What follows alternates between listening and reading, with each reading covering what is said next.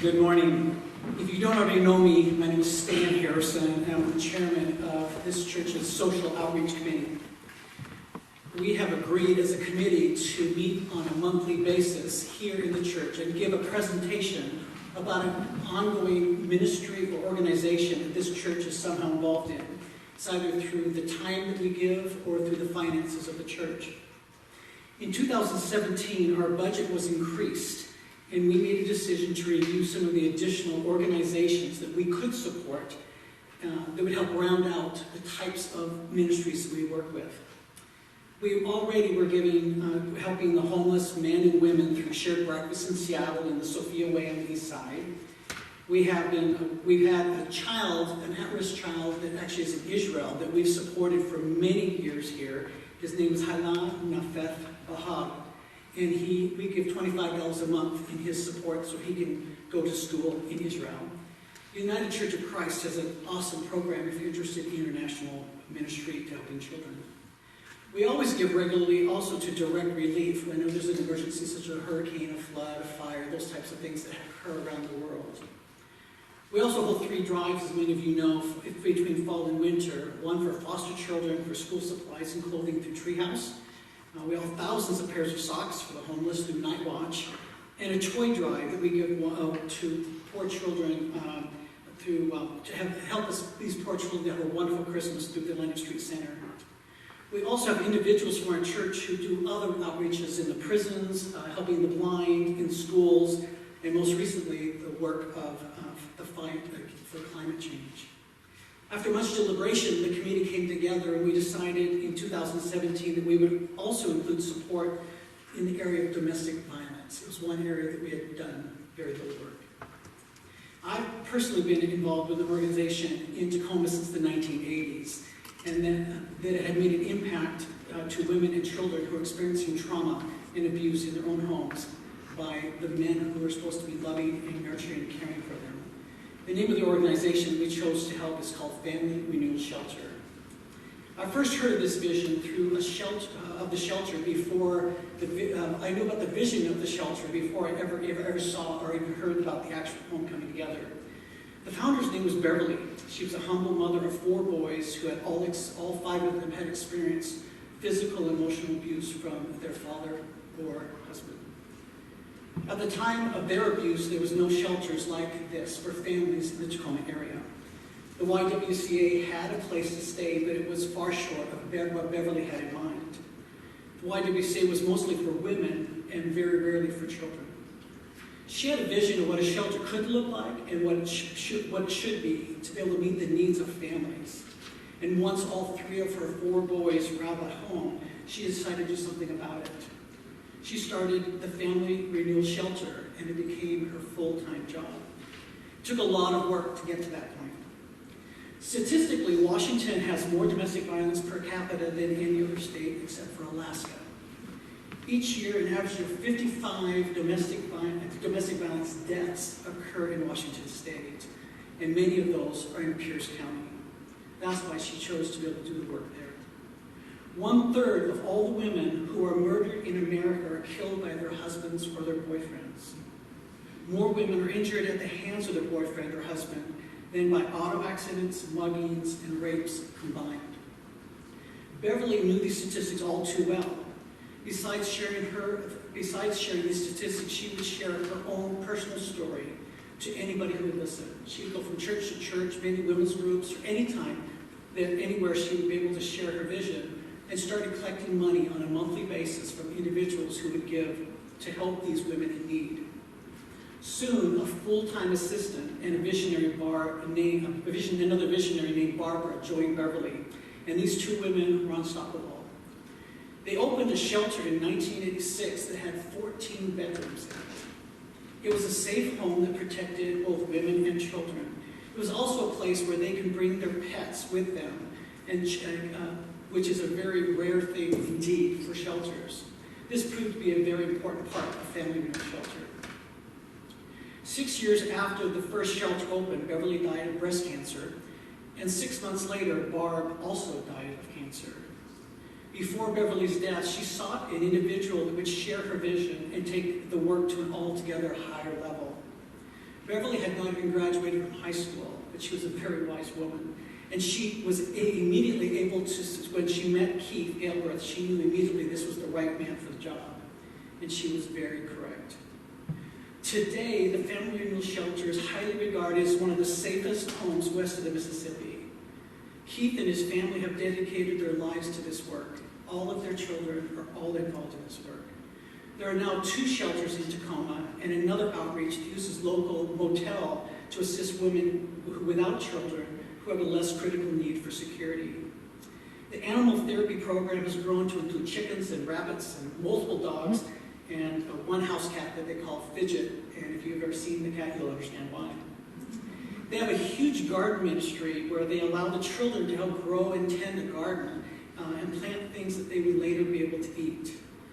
Besides nutrition issues, many of the conversations around while they were digging in the dirt have led them into places that most therapy would not allow. There's also an on-site technology center that allows the women a place to be in touch with loved ones without the possibility of being tracked and located. Prepaid phone cards are donated to assist women with also some other forms of communication needs. Women provided donated cars that allow them freedom to pick up their children from school as well as to work outside of the shelter and start to live a normal life. Most importantly, the shelter's a 24-hour emergency escape, rescue, and relocation program that is partnered with other shelters nationwide. Beverly's original vision to help hundreds of high-risk victims who needed to flee for their lives and the lives of their children has now grown to thousands and thousands. Her vision to see Keith as her predecessor was spot on. A few years ago, I went to a very simple fundraising event that was being held at the main office in Tacoma. I entered the office and was greeted by a few people who had been impacted by the work as well as by the staff. They asked me, how did I know about the shelter? I hesitated before I told them that I was the 3rd son of Beverly Harrison. They immediately knew that my mom was the founder of the shelter. It was like I had just told them that I was going to donate $1 million.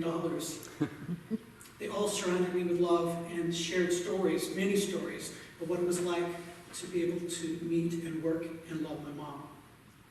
It was also wonderful to see Keith Gilbert again. He was at the side of my mom when my brothers and my dad and I were all together for my mom's death. He became an integral part of our family. Mom had told me weeks before she died that after 25 years of the shelter's success, she had a vision that would go on. She said, after 25 years of the shelter's success, please go and tell Keith that I knew without a shadow of a doubt he'd still be there. I remember sharing those words, and they really blessed Keith's heart because that year had been a really trying year for them and their family. He is still the director today, and it's a growing ministry. Yes, my mom was a simple woman who had a huge vision of what should be available for women and children who are experiencing what type of trauma that my mom and my brothers and I had received firsthand from my father. Her vision is alive and well today. Funding to this day is 100% through donations of individuals and churches who believe in what should be available for the most vulnerable in our society. The expenses are high, the ministry needs are always large. The expenses are high, the ministry budget right now is very humble. In 2017, ccmi gave a check of $150, and in the past 2 years, we've given a year-end gift of $500 each year. There's a trifold brochure in your bulletin if you'd like to know more about the ministry or more about how you might want to contribute as well. Each month between now and next November, our goal is to be able to share a ministry moment of a wide variety of work that we do across our church that you might not know anything about, but we feel you need to know. Thank you.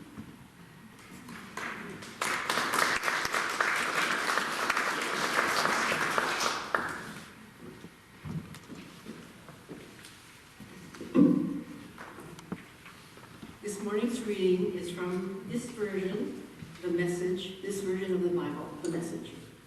And it is Matthew 7, 1 through 12.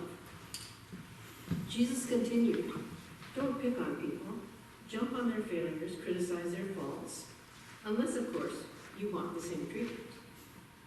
The critical spirit has a way of boomeranging. It's easy to see a smudge on your neighbor's face and be oblivious to the ugly sneer on your own. Do you have the nerve to say, "Let me wash your face for you," when your own face is distorted by contempt? It's this whole traveling roadshow mentality all over again, playing a holier-than-thou part instead of just living your part. Wipe that ugly sneer off your face, and you might be fit to offer a washcloth to your neighbor. Don't be flip with the sacred. Banter and silliness give no honor to God. Don't reduce holy mysteries to slogans. In trying to be relevant, you're only being cute and inviting sacrilege. Don't bargain with God. Be direct. Ask for what you need. This isn't a cat and mouse, hide-and-seek game we're in. If your child asks for bread, do you trick him with sawdust? If he asks you for fish, do you scare him with a live snake on his plate? As bad as you are, you wouldn't think of such a thing. You're at least decent to your own children. So don't you think the God who conceived you in love would be even better? Here is a simple rule of thumb guide for behavior.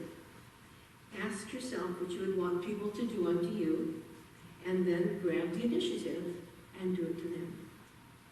Add up God's law and prophets, and this is what you get. Did you recognize the Beatitudes?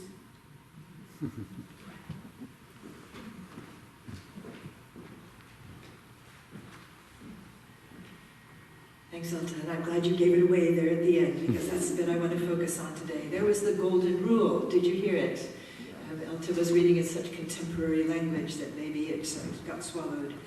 Ask yourself what you want people to do unto them, and then grab the initiative and do it for them. That wasn't right. Ask yourself what you want people to do unto you, then grab the initiative and do it to them. In our more traditional biblical translations, you wouldn't miss it. In everything do to others as you would have them do to you, for this is the law and the prophets. I'm sure you know about this golden rule that practically every religion in the whole of human history has included some version of it, yes? But there's something you might not know. That is that Jesus put a twist on it. Because the normal version of the golden rule tells you what not to do. For example, here's the classic Jewish version, which might well be the one that Jesus knew in his growing up. The speaker was Rabbi Hillel the Elder, who lived 3 or 4 generations before Jesus. He said, "What is hateful to you, do not do to your fellow. This is the whole Torah. The rest is explanation. Go and learn." The earliest clear version is from Egypt, 500 years before that, and it's practically identical. That which you hate to be done to you, do not do to another. Confucius lived about the same time, thousands of miles away, but listen to this. Never impose on others what you would not choose for yourself. Isn't Wikipedia wonderful? I don't know what we ever do without it. And before we turn to the way Jesus phrased it, just note that this negative version is very clean, it's very straightforward. Like we were saying with the 10 Commandments last Sunday, don't take the Lord's name in vain, check, that's okay. Don't murder, check. Don't bear false witness, check. I wouldn't want to do any of the things to my neighbor. I don't intend to cheat, I don't intend to lie, I don't intend to steal. It's more than that even. You can ask my husband. I get twitchy if our TV is a bit too loud, because I would not want sound blasting into our house from the neighbors next door. Therefore, we ought to make sure that we keep the volume down too, don't we, Dale? We do. That's right, yes. So far, so easy, until Jesus makes his subtle and devastating change. Do unto others what you would have them do unto you. And in honor of our Baha'i friend Sean, we note that Baha'u'llah followed Jesus' lead. Choose thou for thy neighbor that which thou choosest for thyself. So now when I see my neighbor, it isn't enough not to bother her. I actually have to say hello. Now if she's staggering home with 2 big bags of shopping, I need to run out and help. If he's sick, I have to volunteer to go and get the shopping. Reason I know this is that one of my mom's neighbors knocked on the window to make that offer to me. I'm right next door, she said. I go into town every day, a couple of times. If there's anything you ever need, don't hesitate, come knock. I'll be glad to go for you. It felt like pure grace. It felt like a lifeline. If it's wonderful to be on the receiving end of that generosity, then I need to offer it too. Thanks a lot, Jesus. Did anybody else attend the fundraising breakfast this week for Mercer Island Youth and Family Services? It was a huge, were you there, Sean? I looked around, it was a huge room full of people, and I didn't see very many I knew. This year, one of the highlights was a little play, a little piece of drama that was performed by 3 women with help from some kids from the high school drama department. These 3 women were supposed to be members of a book group together, but they haven't seen each other for a while. So they gather, they quickly ascertain that nobody has read the book. There was a sort of Twitter recognition around the room at that point. So they set the book aside, and they just get on asking, so how is it going with you? What's new in your life? And it's the same story all around. Everything's great, my husband is fantastic, the kids are thriving. But then we are privileged to see off to the side the action behind the scenes, what's really going on for them at home. The first woman has just had a standoff with her daughter. Her daughter is putting her foot down. I simply can't allow Dad to pick up the kids from school anymore. He gets lost on the way home. Yesterday he stopped the car in the middle of the road and the children had to tell him where to turn, which way to go in order to get to our house. Mom, haven't you noticed? What are you going to do? And of course, the mother had been facing it for a long time and didn't have the first idea what to do. She hadn't found the courage to admit to herself everything that was happening. Woman number 2 had a daughter in high school. We saw her knock on the girl's bedroom door to ask about homework. Essay is due tomorrow, how are you getting on? And she looked at the girl's laptop. There were only 2 paragraphs there. It's fine, Mom, says the girl. It's going to be just fine, but it isn't fine. And we watched the battle happening inside the girl's head between the voice that told her, you can do it, and the voice that said, you're worthless, you're stupid, you're hopeless, you're going to fail because you're always going to fail. Woman number 3 had just had an encounter with the Mercer Island police. An officer had pulled her teenage son over for erratic driving, discovered the toke on the dashboard. He was stoned, says the officer. He's just a kid, she pleads. He just made a mistake, but it's too late. I had to call it in, he says. I don't want to ruin his life, but I had no choice. He was a serious danger to other people on the road. Well, it was a powerful thing. We all got out our checkbooks and wrote hefty checks to the Mercer Island Youth and Family Services, who are there for people in those kinds of situations and many more. A very good thing. If you were to ask me, I might even tell you that if I were in trouble, I'd rather have an agency there for me than a friend in my book group. It's all so nice and quiet and contained that way. Everybody's privacy is preserved. None of the neighbors even have to know. Dignity intact. Face saving intact. But how lonely we are. How endlessly entertained with all our television channels, all the great things at church to go to. But how distant from each other, even in the church, until somebody has the courage to be vulnerable, whereupon you can feel the waves of relief as walls of separation come down. We can be really good at friendship, you and I, given half a chance. Do unto others as you would have them do unto you. One of the most remarkable things about Mr. Rogers is the number of people who have written about the richness of their friendships with him. For those of you who haven't been around the last couple of Sundays, we've been reading the Sermon on the Mount, Jesus' words, with Mr. Rogers kind of standing next to us and offering his view on it. Maybe you saw the movie about Mr. Rogers that came out around the beginning of the year. It was Tom Hanks wearing the red cardigan. If you haven't seen the movie, maybe you've heard it's not really about Mr. Rogers, people told me. It's about this journalist who got to know him. Well, just so. But evidently the story it tells happened over and over again. Somebody would get an assignment and make the appointment and head for Pittsburgh. In the movie, it was a hard-nosed journalist famous for cynicism, totally cheesed off at the humiliation of a stupid waste of his talent. That goody-goody children's entertainment, just give me a break, yeah? Well, the journalist sits down and asks some worthy opening question, but within a couple of minutes, Mr. Rogers would always turn it around. But I want to hear about you. Tell me about your life. The book I've just read by Texas reporter Tim Madigan, it started on the telephone before they ever met face to face. Do you know the most important thing in the whole world to me right now, says Mr. Rogers, talking to Mr. Tim Madigan on the telephone. So far, so cute, or so nauseating. Madigan raised his eyebrows, though he says part of him already sensed that it wasn't fake.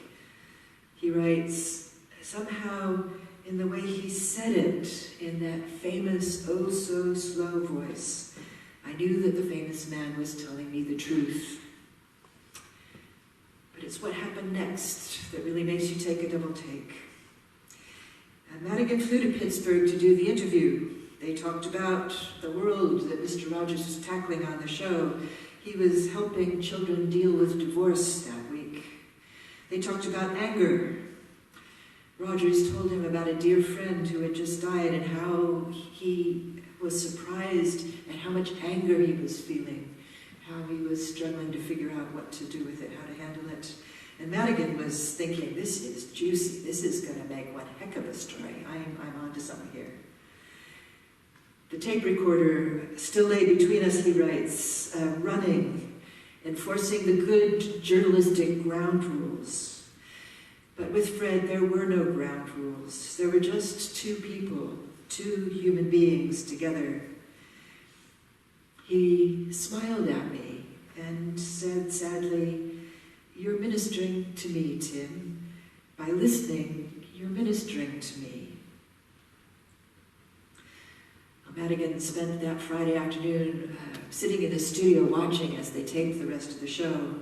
On Saturday morning, he dropped in again to say thanks, to say goodbye. But Roger said, wait a minute. He picked up the phone and he called his wife. Joanne, he said, my dear, I wanted you to meet the young man I was telling you about last night. And he hands the phone over to Madigan, who starts figuring out how to chat to this stranger he's never met, while Mr. Rogers reaches into his desk and pulls out his camera and starts snapping pictures of him talking on the phone. Saturday night, his last night before flying home, Madigan treats himself to pizza and a football game in his hotel room.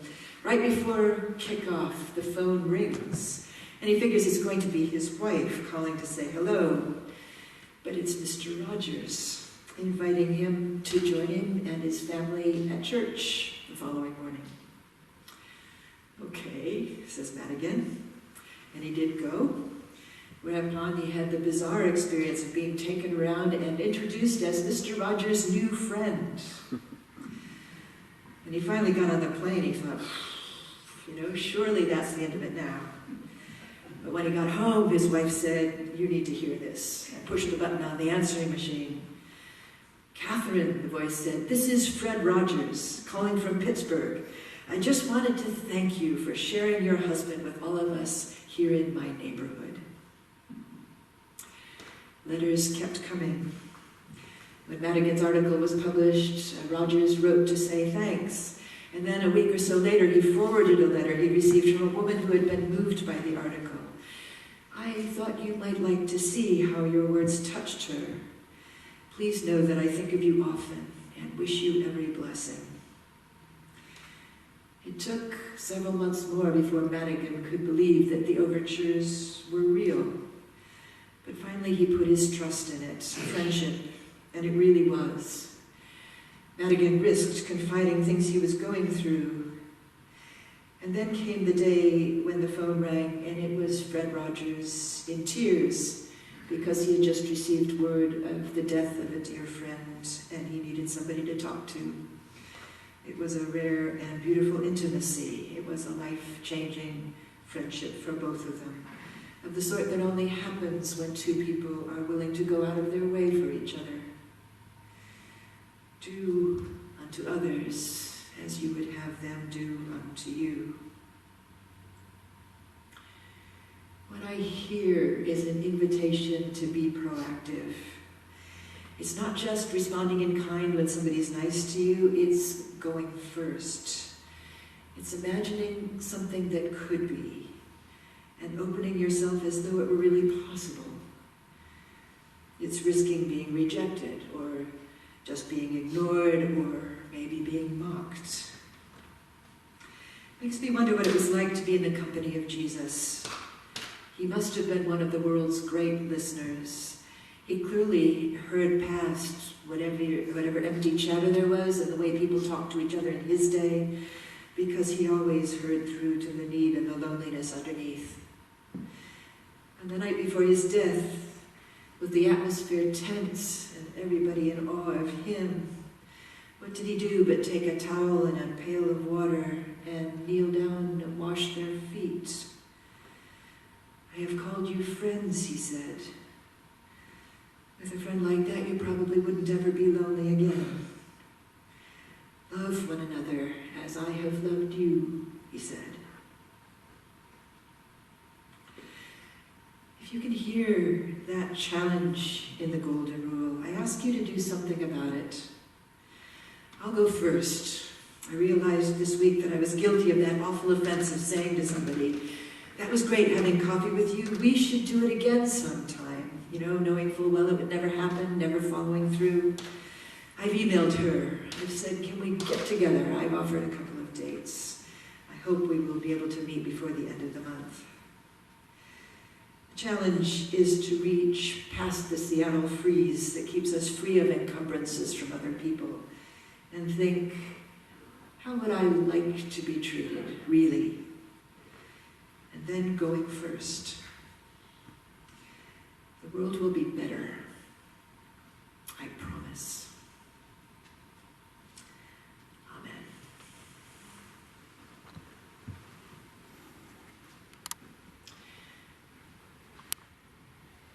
The world is better when the love of God is flowing through us, which is something we need to say yes to, something we need to allow. Your gifts for the flowing of God's love through this place will now be received.